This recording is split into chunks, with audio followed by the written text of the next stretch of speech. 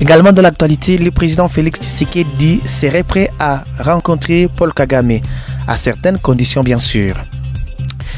Une rencontre entre Paul Kagame et Félix Tshisekedi aura-t-elle lieu prochainement pour tenter de résoudre la crise entre les deux pays?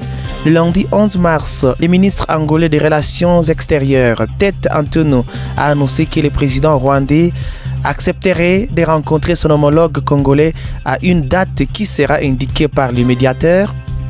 La déclaration a été faite à l'issue d'un entretien à Luanda entre Paul Kagame et Joao Lorenzo, le médiateur de l'Union africaine dans ce dossier. Du côté de Kinshasa, on semble prêt à participer à une telle rencontre, mais à plusieurs conditions. C'est ce qu'explique l'entourage de Félix Tshisekedi qui rappelle ces conditions déjà formulées par le passé. D'abord, le retrait immédiat des troupes rwandaises et de leur matériel de l'Est de la RDC, conformément aux appels répétés de la communauté internationale. C'est le premier point et le plus important pour Kinshasa.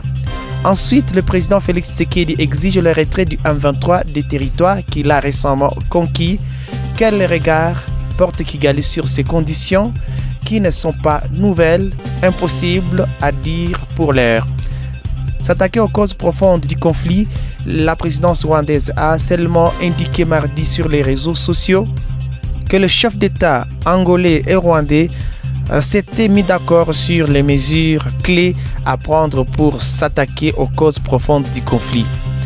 Un mois après l'échec de leur dernier échange, une nouvelle rencontre entre les deux hommes est donc clairement en préparation et les autorités congolaises n'en font pas mystère.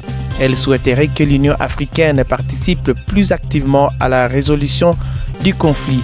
C'est sans doute pour cette raison que Félix Tshisekedi s'est entretenu le lundi 11 mars 2024 par téléphone avec le chef d'État mauritanien Mohamed Ould, président en exercice de l'Union africaine.